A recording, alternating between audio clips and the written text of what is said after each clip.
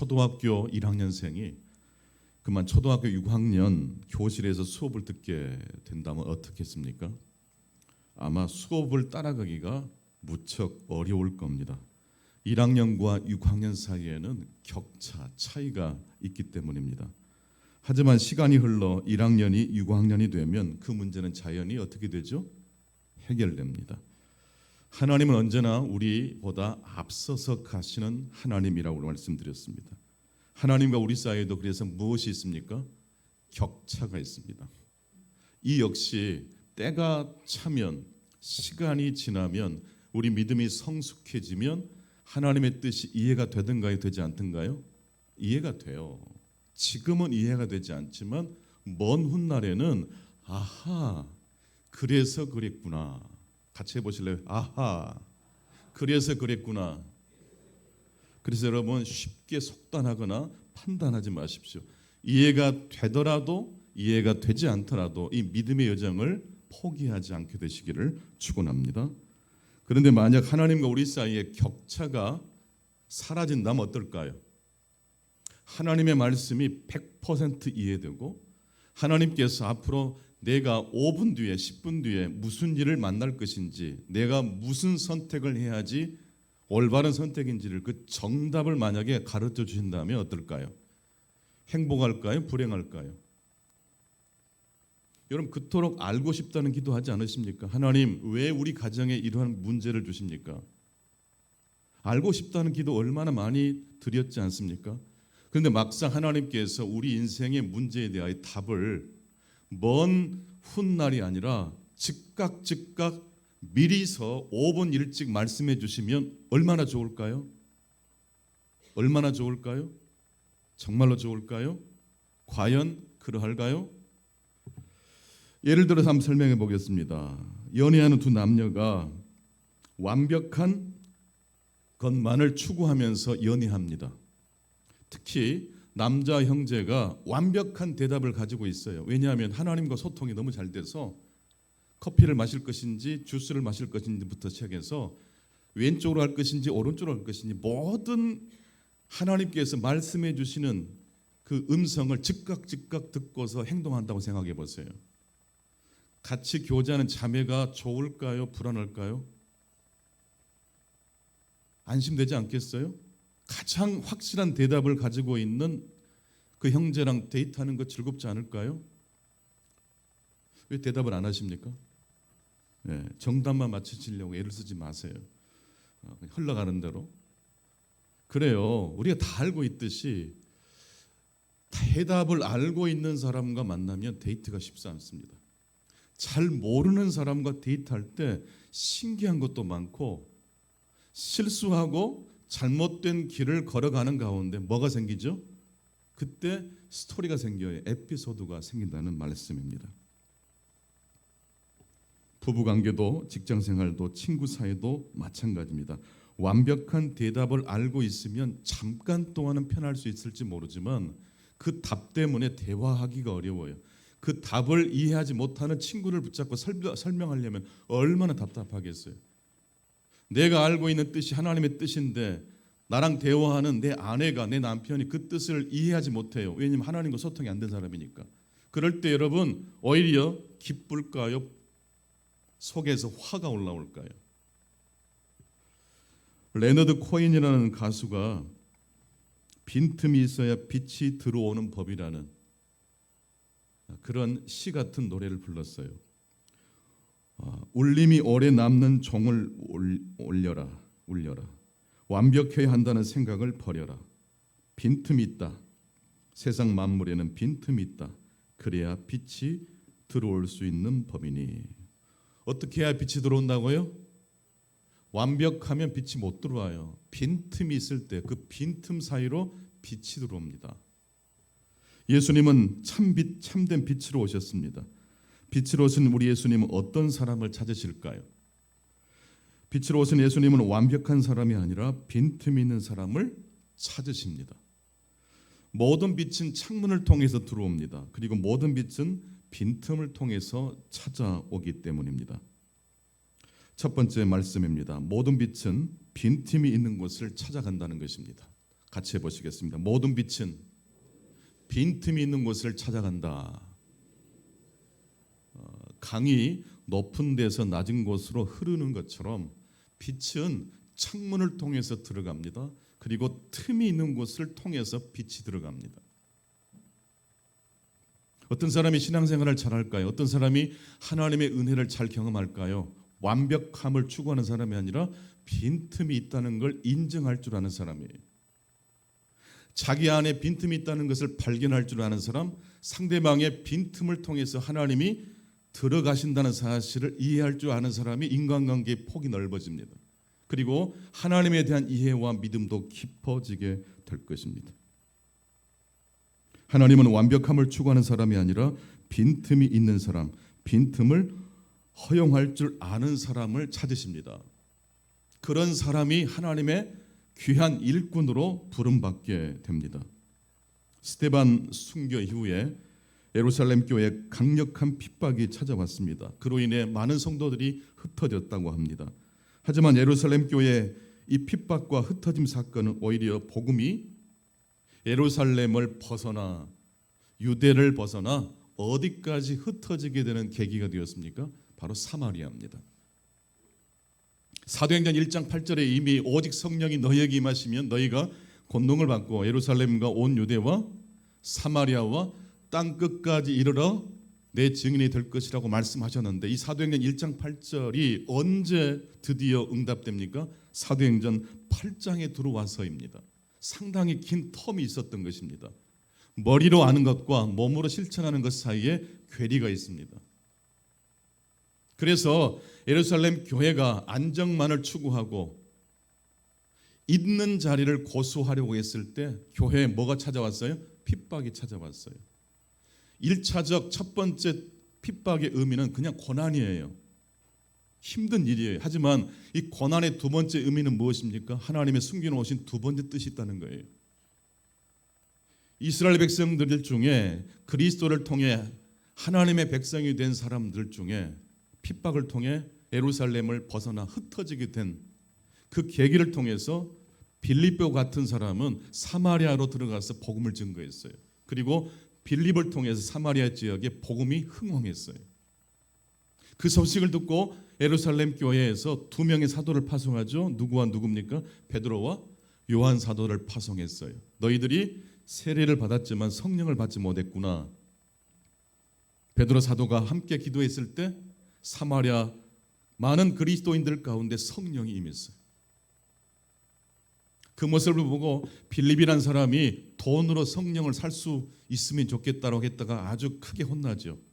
성령은 돈으로 사고 팔 수 있는 것이 아니죠. 성령은 무엇입니까? 하나님의 선물이기 때문입니다. 정말 기가 막히게 좋은 것은 그냥 얻는 겁니다. 그냥 받는 거예요. 그런데 이 빌립이라는 사람이 어떤 사람입니까?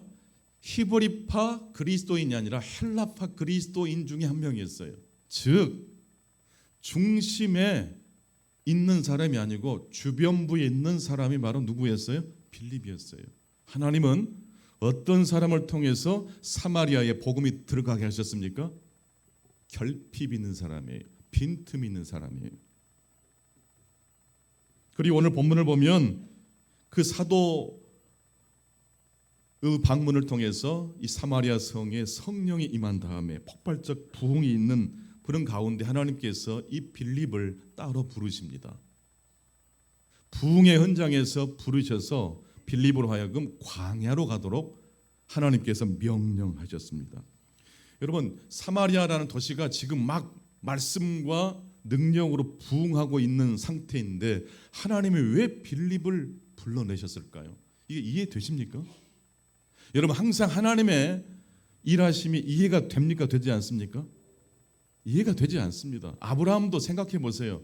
75세 때 본토 친척 아비 집을 떠나라고 했을 때 이게 이해되는 일입니까? 그동안 내가 쌓았던 모든 명예와 안전과 그 모든 것들을 다 버리고 떠나야 된다는 것.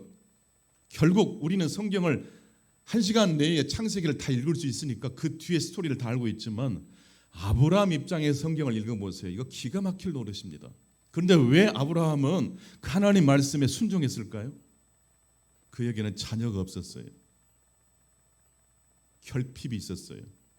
결핍이 있는 사람이 그 결핍과 빈틈을 통해서 그리스도의 빛이, 하나님의 복음의 빛이 들어오는 줄로 믿습니다. 사도행전 8장 28절을 같이 한번 읽겠습니다. 시작.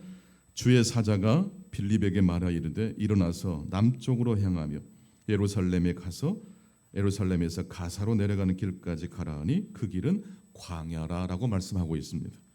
주의 사자가 빌립에게 이르되 일어나라 남쪽으로 향하여 예루살렘에서 가사로 내려가는 길까지 가라.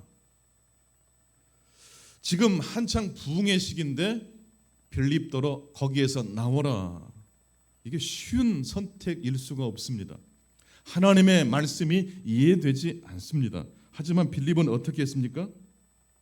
완벽함을 추구하는 사람이 아니라 빈틈이 있다는 사실을 수용할 줄 아는 사람입니다. 이해가 되지 않을 때도 하나님 말씀을 순종할 줄 알았던 사람입니다.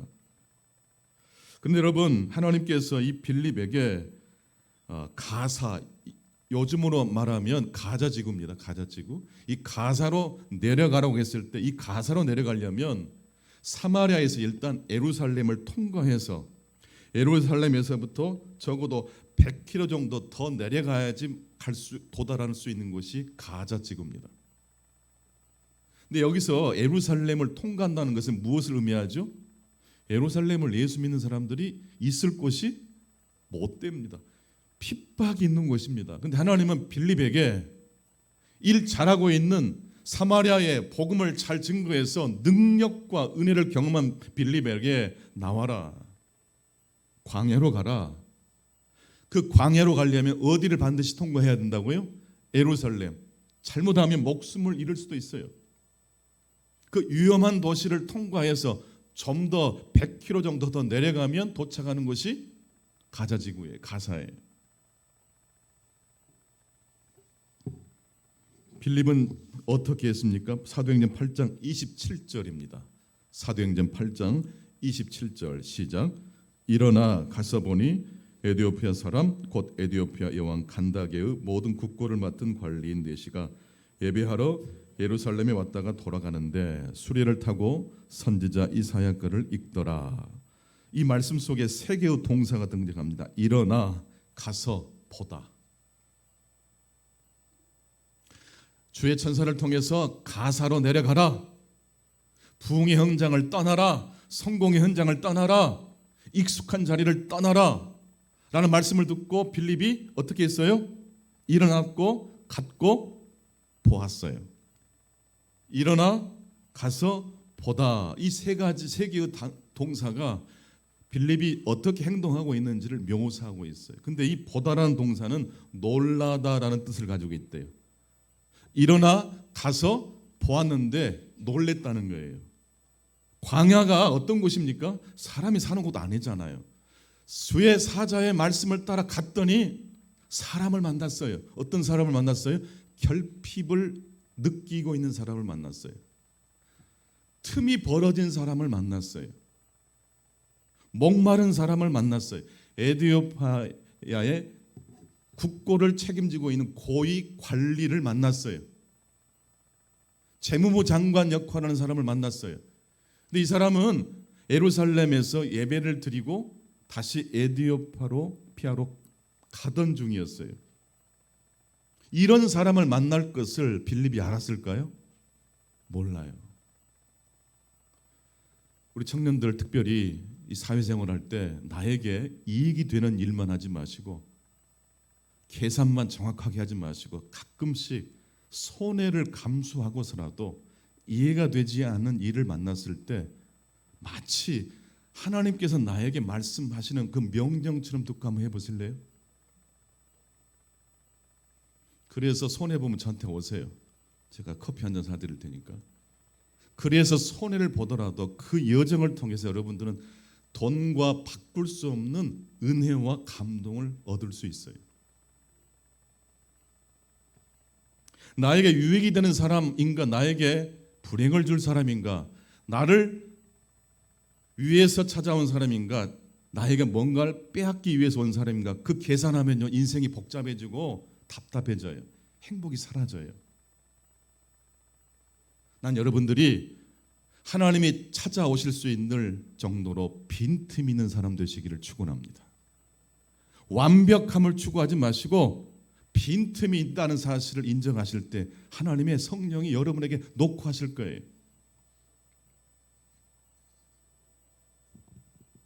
일어나 가서 보니까 에디오피아 여왕 간다게의 모든 국고를 맡은 관리인 네시가 예루살렘에 예배하러 왔다가 다시 수레를 타고 고국으로 돌아가고 있는 중이었습니다.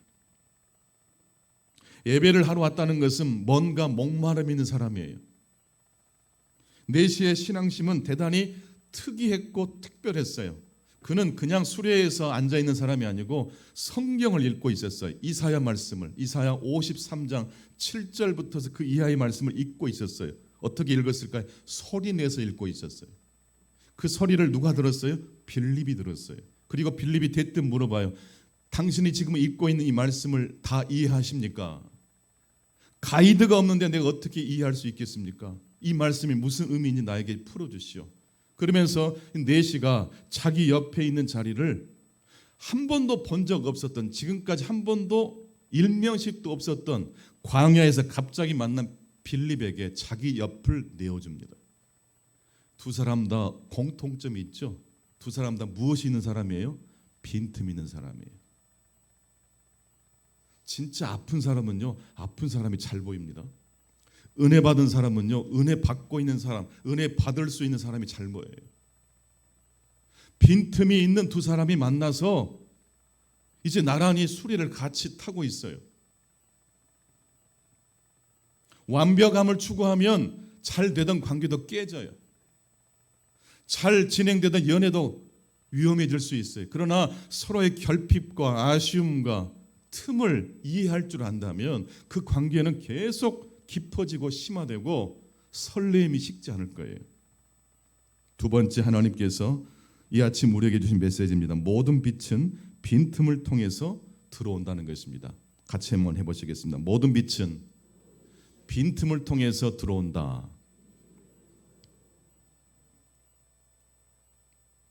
빛이 빈틈을 통해 들어오는 것처럼 복음의 빛도 빈틈을 통해서 들어옵니다. 성령께서 빌립에게 감동을 주셔서 이 수레, 네시가 타고 있는 수레로 가까이 가게 했습니다. 그리고 그 가까이 갔더니 네시가 성경 읽는 소리가 들렸고 빌립은 다가가서 그가 읽고 있는 그 내용을 이해하고 있는지를 물었습니다. 이때 당황해하지 않고 이 고위 관료인 네시가 이렇게 대답합니다. 사도행전 8장 31절 다 같이 읽겠습니다. 사도행전 8장 31절입니다. 시작. 대답하되 지도해 주는 사람이 없으니 어찌 깨달을 수 있느냐 하고 빌립을 청하여 수레에 올라 같이 앉으라 하니라. 이게 다 언제 이루어진 일입니까? 그날 그 시에 이루어진 일이에요. 미리 예약했나요? 우발적 사건도 일어났어요. 물론 이 우발적 사건의 배경 속에 누가 계셔요? 성령이 계셔요. 광야라는 것은 위험이 도사리고 있는 곳입니다. 저 사람이 도적일지 강도일지 몰라요.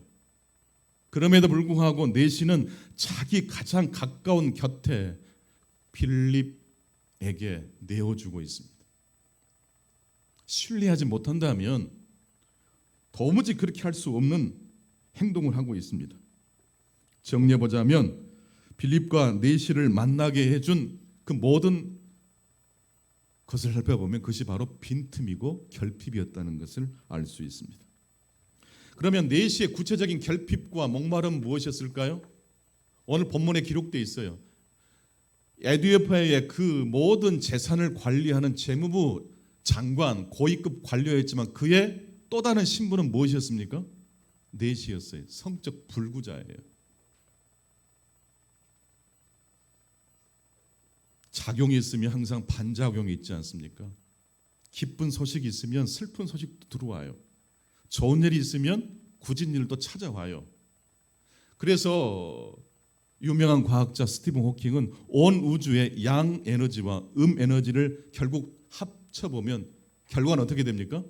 제로예요. 여러분, 좋은 일 있다고 해서 너무 행복해하지 마세요. 작용이 있으면 무엇이 있으니까? 반작용이 있어요. 플러스가 있으면 마이너스가 있어요. 슬픔에 잠겨 계신 분 계십니까? 그 슬픔이 기쁨의 춤으로 바뀌어지실 수 있기를 축원합니다. 이 내시를 보십시오. 그는 고위급 관료이면서 성적 기능이 삭제된 사람이에요. 인생의 기쁨이, 이 가정을 이루는 기쁨이 있지 않습니까? 그 기쁨이 사라져버린 사람이에요. 돈도 많고 권력도 있지만 그는 배고픈 사람이에요.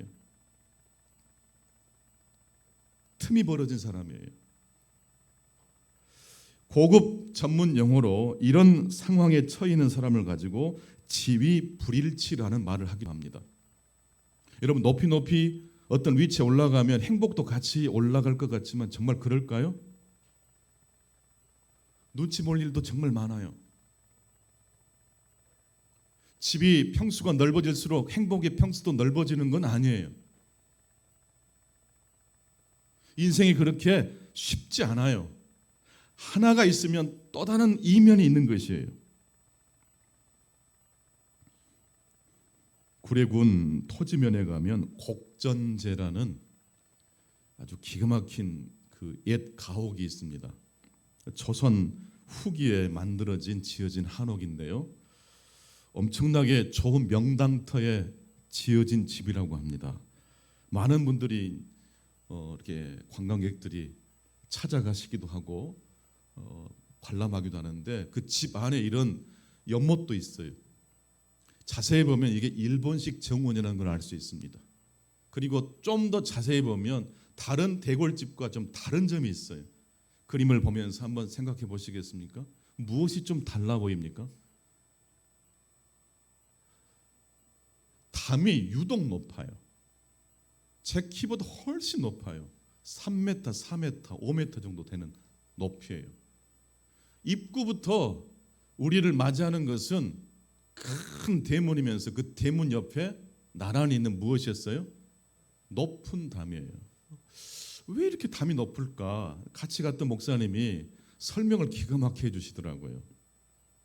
아마 필시 이 집 주인에게는 스토리가 있었을 것 같다고. 보통 여느 양만집은요 담이 이렇게 높지 않습니다. 안과 바퀴 소통의 담이지 이렇게 성처럼 높지 않거든요. 옛날에는 돈으로 양반을 살 때도 있었지 않습니까? 그래서 돈은 많은데 집은 지어야 되는데 명당짜리 집을 짓긴 지었는데 안에다가 일본식 정원도 멋지게 지었는데 나를 잘 아는 사람들이 잘못하면 손가락을 할 수도 있어요. 그래서 이 정원은 자기만 볼 수 있는 정원으로 높은 담을 둘러쳐놨어요. 이 집을 관람하는 가운데 멋있고 아름답다는 느낌뿐만 아니라 그 집주인의 정서, 집주인의 어떤 그 마음이 느껴지는 듯한 경험을 했어요. 상처, 두려움, 결핍 같은 거 말입니다. 에디오피아 내시 역시 그런 입장이었는지 모르겠어요. 남들은 자기를 부러워할지 모르지만 항상 한쪽이 허전해요. 그래서 그가 무엇을 펼쳐 읽고 있어요? 하나님의 말씀인 특별히 구약 이사야 말씀 53장을 읽고 있어요. 그 성경 구절 내용은 무엇입니까? 32절부터서 35절까지. 역시 성경을 보시거나 화면을 보면서 같이 읽겠습니다. 시작. 읽는 성경 구절은 이것이니 일러스되 그가 도살자에게로 가는 양과 같이 끌려갔고 털 깎는 자 앞에 있는 어린 양이 조용함같이 그의 입을 열지 아니하였도다. 그가 굴욕을 당했을 때 공정한 재판도 받지 못하였으니 누가 그의 세대를 말하리요? 그의 생명이 땅에서 빼앗김이로다 하였거늘 그 내시가 빌립에게 말하되 청컨대 내가 묻노니 선지자가 이 말한 것이 누구를 가리킴이냐?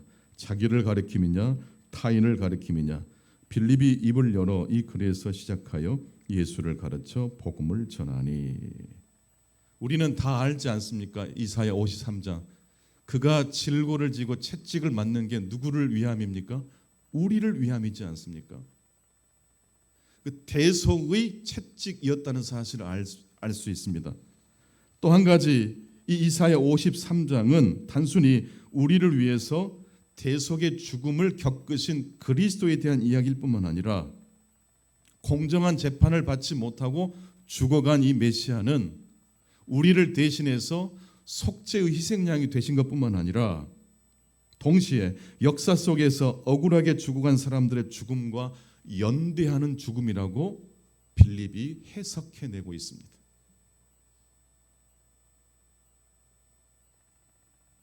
여러분 혹시 인생이 불공평하다고 생각해 보신 적이 있으세요? 그런 사람에게 하나님이 준비하신 말씀이 이사야 53장이에요. 그는 실로 우리의 질고를 지고 채찍을 맞으시고 십자가에 달려 죽으셨어요. 공정한 재판도 받지 못하고 죽으셨어요. 하지만 그는 단순히 억울하게 희생양이 되신 게 아니라 하나님께서 그를 죽음에서 부활시키신 줄 믿습니다. 그래서 예수의 죽음은 개죽음이 아니고 대속의 보혈의 피가 될 뿐만 아니라 억울하게 죽어갔던 수많은 사람들과 연대하는 죽음이라는 말씀이에요. 억울할 때, 비참할 때 누가 우리 곁에 와 주신다는 것입니까? 그리스도께서 우리 곁에 찾아와 주신다는 말씀입니다. 사회생활 하다 보면 억울할 때가 한두 번이 아니지 않습니까? 그럴 때 내 곁에 누가 있다는 것이에요? 그리스도가 계신다는 뜻이에요. 바로 빌립이 입을 열어 이 글에서 시작해서 예수를 가르쳐 복음을 전했다. 자세하게 설명하고 있지 않지만 이것을 계기로 해서 빌립은 구약 성서 전체가 무엇을 가리키고 있고 무엇을 의미하는지를 설명해 줬던 것입니다. 그래서 에디오피아 내시의 결핍과 그 빈틈을 통해서 누가 들어갔어요? 예수가 들어간 거예요. 그 감격에 가득 찬 이 내시가 부끄러움도 잊어버리고 저 앞에 지금 강물이 있는데 우리와 함께 들어가서 세례를 받는 것이 마땅하지 않습니까?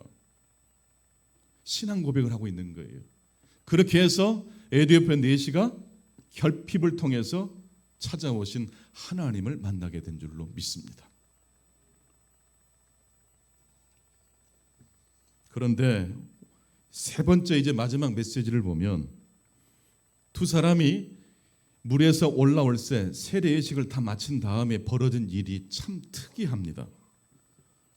자, 오늘 본문 사도행전 8장 38절 같이 한번 읽겠습니다. 시작.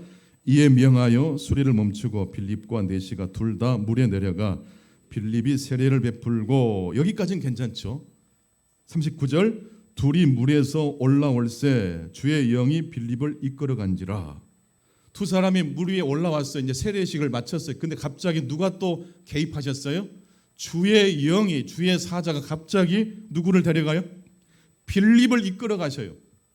처음에는 사마리아 성에서 부흥을 경험하고 있을 때 스톱, 광야로 데려가야 돼 라고 하셨던 성령이 이번에는 에디오피아 내시의 삶 가운데 복음의 역사가 일어난 그 또 부흥의 현장에서 즉시 떠날 것을 명령하고 계셔요. 그래서 어디로 갔어요? 아소도라는 곳, 광야 북쪽 30km 정도 떨어진 아소도라는 그 지역에 가서 복음을 증거하게 하셨어요. 하나님은 참 이상하지요. 놀라운 은혜와 은총을 경험한 그 자리에서 계속 머물러 있게 하지 않고 계속 떠나라고 말씀하고 계셔요.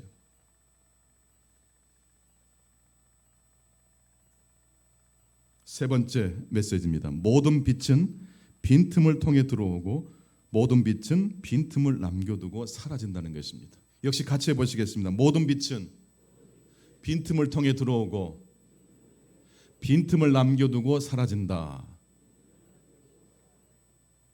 한국교회 부흥의 시기가 있었습니까? 없었습니까? 있었어요. 60년도, 70년도, 80년도 폭발적인 부흥의 역사가 있었어요. 그냥 교회만 세우면 다 그득그득 찼어요. 지금은요? 쉽지 않아요. 쉽지 않죠? 하지만 우리 한국 그리스도인들이 기억해야 될 것이 있어요. 하나님의 빛이 소중하다면 그 빛이 무엇을 통해 들어온다겠죠? 빈틈, 결핍, 아픔. 빛이 소중하다는 것만큼 중요한 게 빈틈이에요. 왜 한국교회에 70년도, 80년도에 부흥이 임했습니까? 그때 한국교회는 무엇이 있었기 때문이에요? 빈틈이 있었기 때문이에요. 의자를 교회 예배당에 들어놓고 예배 드리지 않았어요. 저도 어렸을 때 기억나요. 다 마룻바닥이었어요. 다 방석 깔고 예배 드렸어요. 방석을 다른 말로 뭐라 그랬죠? 자부동. 네. 다 무릎 꿇고 예배 드렸어요. 겨울이면 그 마룻바닥에 눈물로 기도했던 성도들의 눈물이 떨어져서 그게 얼음처럼 얼어 있었어요. 그게 한국교회 부흥의 현장이었어요. 어거스틴이 그런 말을 했다고 합니다. 배우지 못한 사람은 하늘을 붙잡는데 배운 사람은 별것도 아닌 혈육 가운데에서 몸부림을 친대요. 한국교회 부흥이 일어나기를 축원합니다. 우리 충강교회 부흥이 임하기를 축복합니다. 그러려면 무엇이 회복돼야 돼요? 빈틈을 회복해야 돼요. 여러분, 우리가 예수 외에 자랑할 것이 너무 많아졌잖아요. 그래서 부흥이 안 되는 거예요. 빛은 반드시 창문과 빈틈을 통해 들어와요. 5월 셋째 주일에 저희 교회에 이화정 목사님을 모셔서 어버이 주일은 아니지만 어버이 주일은 두 번째 주일이고요. 세 번째 주일을 어버이 데이라고 다시 이름을 지어서 이화정 목사님을 초청해서 간증 말씀을 들을 거예요. 독일에서 13년 정도 열심히 공부하시고 박사학위도 최근에 받으셨고, 단순히 박사 정도가 아니라 얼굴 보시니까 어떠세요? 너무 천사처럼 고우시죠? 근데 이분이 20개 이상의 직업을 가지고 공부할 때 택시 기사부터 시작해서 안 해본 일이 없을 정도로 고생을 하고, 중학교 때부터 부모님과 떨어져서 자취하면서 어느 날은 돈이 없어가지고 부모님께 전화를 하지 않을 수가 없어 전화를 했대. 엄마 500원밖에 없어요. 근데 부모님도 돈을 붙여줄 형편이 안 돼요. 그런 이야기가 여기에 기록되어 있어요. 이 책을 읽다가 제가 더 이상 못 읽겠더라고요. 너무 가슴이 너무 복받쳐서 몇 번이나 울다가 겨우겨우 끝까지 읽었습니다. 이 책은 어떻게 보면 부모님께서 남기신 유산에 대한 이야기예요. 치질이 더 가난한 두 남녀가 만나서 결혼을 했는데 너무 없어도 너무 없어요. 너무 가난하니까 돈을 빌려서 농사를 짓고 나면 추수하면 다시 갚아야 돼요. 그러다가 빚이 늘어나요. 또 같이 신앙생활을 하던 한 집사님이 보증을 서달라고 해서 서줬다가 그만 돈 띄고 도망간 그 빚까지 안고 살아가야 돼요. 그럼에도 불구하고 이분은 새벽 종소리, 교회 종소리를 듣고 지친 몸을 이끌고 교회에 등록하시고 난 뒤로부터는 한 번도 하나님을 원망하거나 감사를 잃어버린 적이 없으셨던 분이에요. 30년 동안 38권의 기도 일기책을 어머니가 쓰신 것을 아들 목사님이 두 부모님이 이제 요양병원에 계셔서 몸을 거동이 움직일 수 없을 정도로 치매까지 오신, 그래서 부모님 집을 정리하다가 일기장을 발견한 거예요.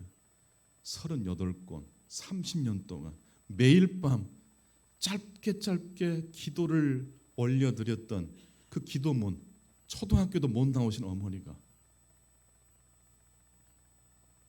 어머니 아버지는 늘 성실하신 분이고 늘 믿음으로 그냥 이겨내신 분인 줄 알았는데 그게 아니었어요. 너무 힘드신 세월이 너무 많았어요. 너무 없으니까 다른 사람 염전에서 일해주다가 몸 다치고 사기당하고 1시간 정도 걸어가야지만 도착할 수 있는 예배당, 교회, 그 교회를 몸이 움직일 수만 있으면 걸어가셨어요.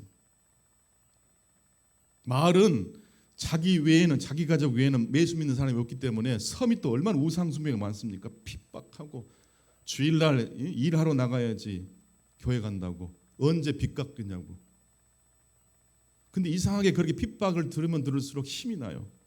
찬송이 나오고.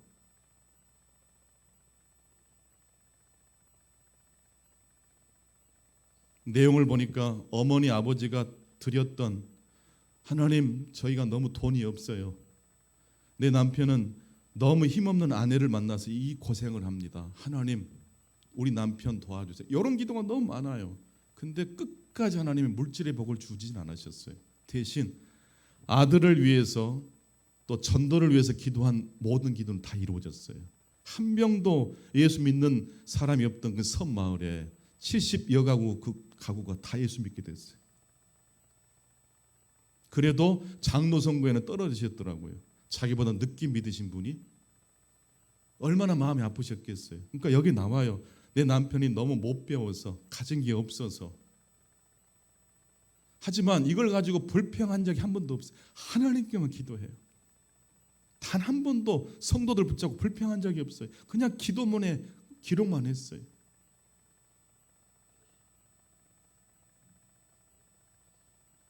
근데 더 놀라운 것은 이 화정 목사님이 이제 어머니랑 전화를 이제 통화할 수 있게 되었을 때, 코로나 기간 동안에, 그래도 약간 그때 정신이 있었을 때, 아들아 내가 더 정신이 잃기 전에 너에게 꼭 이 말을 해야 되겠다.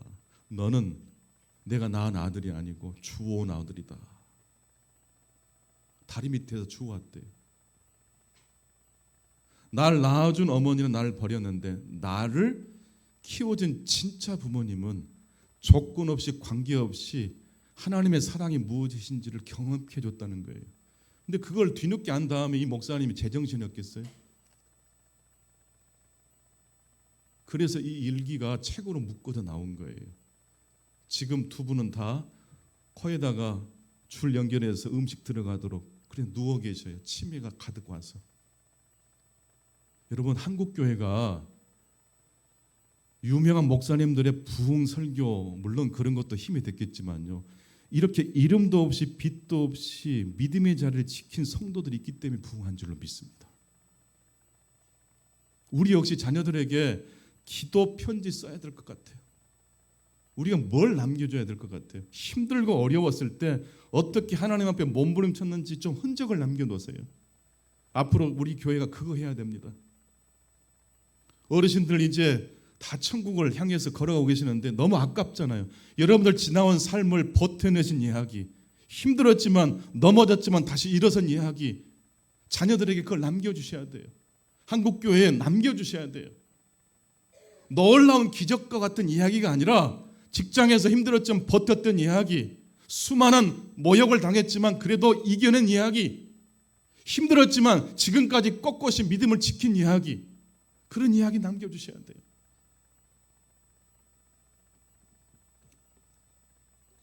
말씀을 정리하겠습니다. 첫 번째, 모든 빛은 빈틈이 있는 곳을 지금도 찾아갑니다. 하나님의 성령은 지금도 빈틈이 있는 자를 찾아가시는 줄로 믿습니다. 두 번째, 모든 빛은 빈틈을 통해서 들어가는 것처럼 하나님의 빛의 복음은 빈틈이 있는 사람을 통해서 역사하는 줄로 믿습니다. 세 번째, 마지막, 모든 빛은 빈틈을 통해 들어오고 빈틈을 남겨둔 채 사라집니다. 나는 우리 한국교회가요, 지금까지 화려한 것, 위대한 이야기를 많이 생산하고 전개했는데 이제는 이와 같이 이름도 없이 빛도 없이 자리를 지켜내신 분의 흔적을 되새길 수 있어야 될 것 같아요. 우리 교회도 그런 분들 많이 계셔요. 하나님의 축복이 함께 하시기를 축원합니다. 기도하겠습니다. 사도행전을 통해서 사도들이 걸어갔던 여정, 믿음의 사람들이 우여곡절 속에서도 믿음을 지켰던 그 이야기, 단순히 성경에 기록된 이야기가 아니라 그 말씀 읽고 묵상하여 내 삶의 현실을 하나님의 말씀으로 읽어내는 수많은 사람들처럼 저희들도 그 길을 따라갈 수 있도록 도와주옵소서. 오늘 특별히 우리 청년들 한 사람 한 사람을 축복합니다. 어려운 시절이지만 저들에게 믿음을 주시옵소서. 하나님과 함께 동행하는 자들 되게 해 주시옵소서. 한국교회가 부흥이 되지 않는다고 낙심할 것이 아니라 빈틈을 통해 찾아오시는 그 하나님을 다시 만날 수 있게 해 주옵소서. 예수 그리스도 이름으로 기도하옵나이다. 아멘. 이제 우리 다 같이 봉헌하시겠습니다.